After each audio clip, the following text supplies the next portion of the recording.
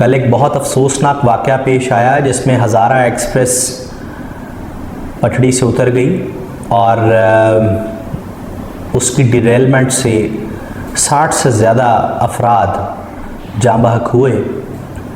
और पाकिस्तान हर साल कई ट्रेन हादसात से दो चार होता है और उनमें सालाना बुनियादों पर एक ऐसा एक्सीडेंट होता है जो मेजर होता है और जिसमें बहुत सारे लोग अपनी जान से हाथ धो बैठते हैं।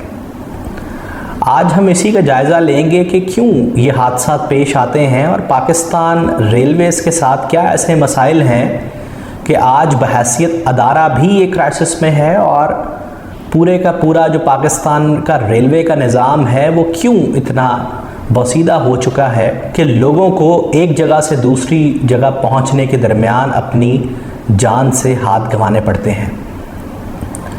तो मैं सबसे पहले यहाँ पर पाकिस्तान रेलवे की तारीख़ आपके सामने रखूँगा, कुछ रेलवे के बुनियादी फ़वाइद भी रखूँगा, रेलवे से क्या क्या बहैसियत एक सोसाइटी को फ़ायदे पहुँच सकते हैं, यूरोपियन ममालिक उससे क्या फ़ायदे ले रहे हैं, पाकिस्तान रेलवे क्यों नाकाम हो गई वो फ़ायदे लेने में, क्या पाकिस्तान के अंदर वो डिस्क्रिपेंसीज़ हैं इस सिस्टम में जो आज तक हम तरक्की नहीं कर सके।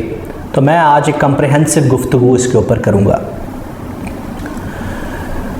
रेलवे का जो सिस्टम है ये इजाद सेकंड इंडस्ट्रियल रेवोल्यूशन की है, जब दुनिया में दूसरा इनकलाब आया इंडस्ट्रीज़ का, नई टेक्नोलॉजी आई, नई इंडस्ट्रीज़ लगना शुरू हुई और ख़ास तौर पे जब यूरोप ने एक टेक्सटाइल का बूम देखा अर्ली 1800s में, तो उस टाइम पर ज़रूरत पेश आई यूरोपियन ममालिक को कि जो चीज़ हम एक शहर में प्रोड्यूस कर रहे हैं अगर हम उसको किसी दूसरे मुल्क तक या अपनी कोस्टल बेल्ट तक, समंदर तक पहुंचाना चाहते हैं तो उसके लिए हमारे पास एक सिस्टम होना चाहिए।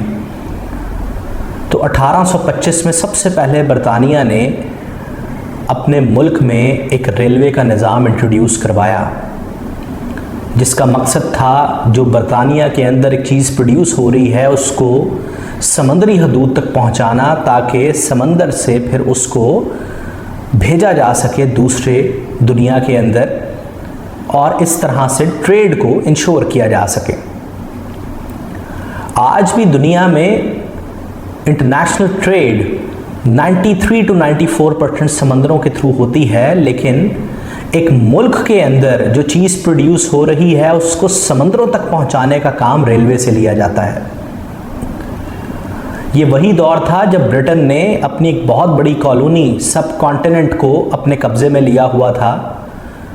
तो ब्रिटेन ने देखा कि जैसा सिस्टम हमने अपने मुल्क में इंट्रोड्यूस करवाया है, क्यों ना यही सिस्टम हम इंडिया के अंदर इंट्रोड्यूस करवाएं और इंडिया के अंदर जो बड़ी बड़ी इंडस्ट्रीज़ हैं उन इंडस्ट्रियल सेक्टर से ट्रेन की लाइनें बिछाई जाएं और समंदर तक लेके जाई जाएं, ताकि विद इन इंडिया हम उन चीज़ों को ट्रैवल करवा सकें समंदरों तक और समंदरों से हम अपने मुल्क में उन रिसोर्सेज को एक्सट्रैक्ट कर सकें। तो बुनियादी मकसद था extraction of resources from India. इसी मकसद से रेलवे सिस्टम इंट्रोड्यूस करवाया गया इंडिया में 1847 में और 1847 में ये काम स्टार्ट हुआ। 1861 में पहला ट्रैक पाकिस्तान में डाला गया कराची से कोटरी तक और फिर हम अर्ली 1900s में देखते हैं कि कराची से पेशावर तक एक प्रॉपर रेलवे ट्रैक बनाया गया जिसका मकसद था इंडिया के अंदर उन एरिया से ये ट्रैक्स गुजरे जो इंडस्ट्रियल यूनिट्स थे, यहाँ से ज़्यादा रिसोर्सेस को और इंडस्ट्रियल रॉ मटेरियल को एक्सट्रैक्ट किया जाए और वो समंदरों तक पहुँचा के आगे बरतानिया तक किसी न किसी तरह से पहुँचाया जा सके। 1885 में इसी रेलवे सिस्टम का नाम रखा गया नॉर्थ वेस्ट स्टेट रेलवे और 1947 में ये नॉर्थ वेस्ट स्टेट रेलवे, इसको पाकिस्तान रेलवे का नाम दे दिया गया। इनिशियली 1947 में रेलवे का एक ही काम था, पैसेंजर्स को एक जगह से दूसरी जगह लेके जाना, लेकिन 1974 में पाकिस्तान रेलवे ने कार्गो सर्विसेज देना शुरू कर दी और इस कार्गो सर्विसेज से पैसा कमाना शुरू कर दिया। तो ये एक ब्रीफ हिस्ट्री थी पाकिस्तान रेलवे सिस्टम की। ये इमर्ज कैसे हुआ, इसके पीछे अनासर क्या थे और पाकिस्तान में ये किस तरह से पाया गया। तो सबसे पहले तो हम बात करते हैं कि ये रेलवे सिस्टम के किसी सोसाइटी को फ़ायदे क्या होते हैं, और यूरोपियन ममालिक किस तरह से और क्या क्या फ़ायदे उठा रहे हैं, और उसके बाद हम देखेंगे कि पाकिस्तान क्यों इसमें नाकाम रहा और पाकिस्तान का रेलवे सिस्टम क्यों बोसीदा होता चला गया। सबसे पहली चीज़ तो ये कि रेलवे सिस्टम इंतहाई अहम है एक सोसाइटी में सोशल मोबिलिटी के लिए। एक जगह से दूसरी जगह लोग एम्प्लॉयमेंट ढूंढने जब जाते हैं रोज़गार की तलाश में, और इसके साथ साथ एक जगह से दूसरी जगह लोग अपनी बनाई हुई गुड्स पहुंचाने के लिए रेलवे का इस्तेमाल करते थे। एक टाइम था जब दुनिया में रेलवे का निज़ाम नहीं था और समंदरों के थ्रू जो इम्पोर्टेड गुड्स किसी मुल्क में आती थी तो उस मुल्क की अशराफिया सिर्फ उससे फ़ायदा उठा सकती थी, वो एक आम आदमी को मुयस्सर नहीं थी। तो इस रेलवे के निज़ाम ने यकीनी बनाया कि वो इम्पोर्टेड गुड्स एक आम आदमी तक पहुँचें और एक सस्ती कॉस्ट में पहुँचें ताकि एक आम आदमी भी उससे फ़ायदा उठा सके। दूसरा फ़ायदा रेलवे ने ये दिया कि ये एक सेफेस्ट मीडियम है कहीं पर ट्रैवल करने का। आप गाड़ी से बस से जाते हैं उसमें एक्सीडेंट होने के चांसेस बहुत होते हैं। रेलवे एक सेफेस्ट निज़ाम है अगर आप एक जगह से दूसरी जगह ट्रैवल करना चाहते हैं। और चूंकि ज़्यादातर मुल्कों के अंदर रेलवे सिस्टम एक स्टेट ओन्ड इंटरप्राइजेस के तौर पर काम करता है, रियासत इसको ओन कर रही होती है, तो रियासत हमेशा कम चार्ज करती है अपने लोगों से, सिटीज़न से। तो ये एक गरीब की सवारी तस्वर होती है।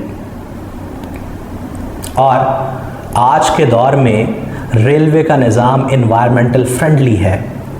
ख़ास तौर पे यूरोपियन ममालिक में जो रेलवे सिस्टम है वो सारे का सारा इलेक्ट्रिसिटी के ऊपर ट्रांसफॉर्म हो चुका है। एक दौर था जब रेलवे कोयले से चलती थी, फिर डीजल इंजन आए जो कि कम इन्वायरमेंटल पोल्यूशन फैलाते थे, और उसके बाद अब तो एक ग्रीन ट्रेन्स चल चुकी हैं जो बिजली पर चलती हैं और इन्वायरमेंटल फ्रेंडली हैं। और चौथा फ़ायदा टाइम एफिशिएंसी है। और फिर मैं यहाँ पर यूरोपियन ममालिक की आपको मिसाल दूंगा कि वहाँ पर ट्रेनों का एक टाइम मुकर्रर है और ट्रेन 1 से 2 मिनट भी लेट नहीं हो सकती। तो जो लोग मुकर्ररा वक्त पर कहीं अपनी डेस्टिनेशन पे पहुंचना चाहते हैं तो रेलवे वो सिस्टम है जो आपको बगैर किसी टाइम कॉन्स्ट्रेंट्स के एक जगह से दूसरी जगह पहुंचाती है। जबकि अगर आप गाड़ी पर, मोटरसाइकिल पर या किसी भी और मीन पर सवार हो रहे हों तो ट्रैफिक ब्लॉकेज की वजह से आपको कुछ इस तरह के मसाइल का सामना होता है। तो रेलवे सिस्टम आपको टाइम एफिशिएंसी भी ऑफ़र करती है।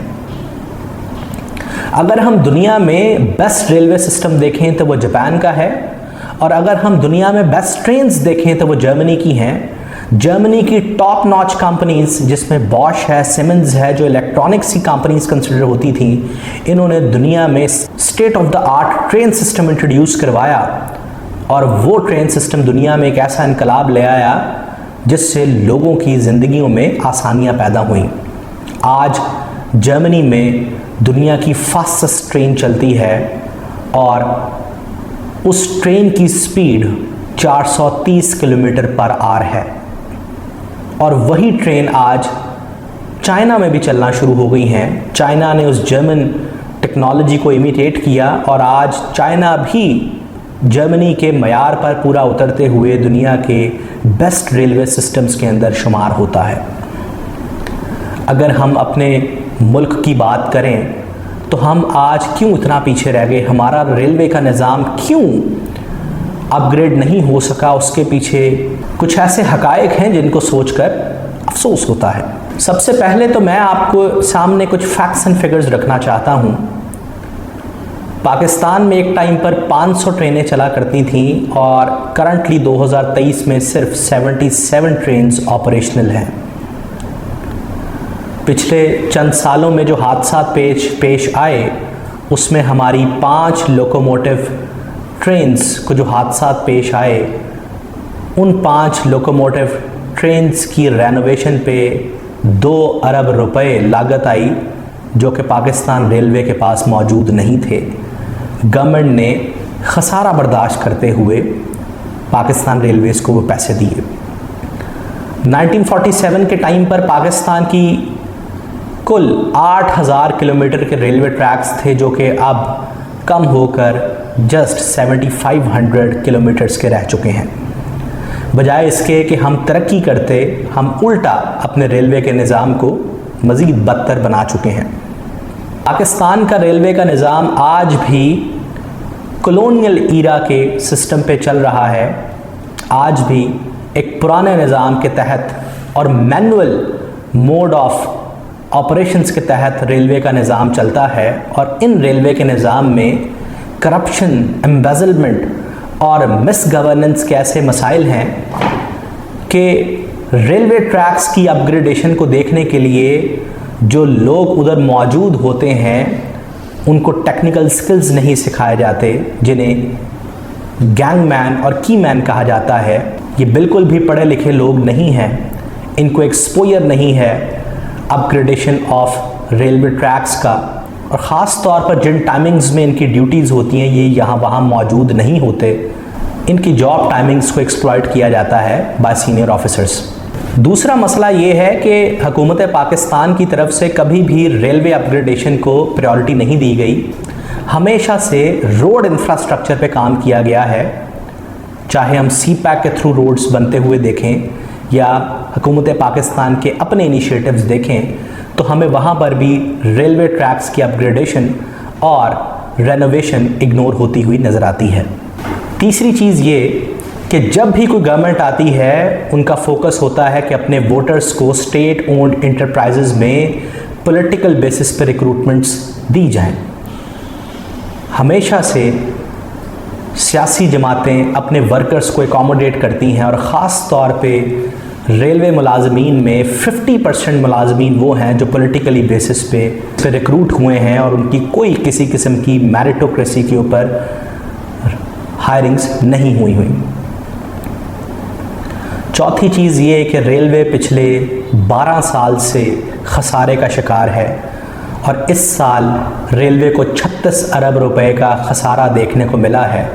उसमें सबसे बड़ी रीज़न ये है कि रेलवे को चलाने के लिए ब्यूरोक्रेट्स, मिलिट्री जर्नल्स और पॉलिटिशियंस का नेक्सस है। इस अदारे को प्रोफेशनल लोग नहीं चला रहे। की पोजीशंस के ऊपर ब्यूरोक्रेटिक हेजेमनी है, जिसकी वजह से ये अदारा तबाह हो रहा है। चौथे नंबर पे अगर हम बात करें तो पिछले चंद अरसे से ML1 ट्रैक की अपग्रेडेशन की बात हो रही है। ये ML1 प्रोजेक्ट अभी तक मुकम्मल नहीं हो सका, और कुछ फाइनेंशियल कॉन्स्ट्रेंट्स की वजह से ये रेलवे ट्रैक अपग्रेड नहीं हो सका। और इसी तरह रेलवे का जो दूसरा बड़ा ट्रैक ML2 है, सबसे ज़्यादा हादसा उधर पेश आते हैं क्योंकि उसको पिछले 60 सालों में अपग्रेड नहीं किया गया।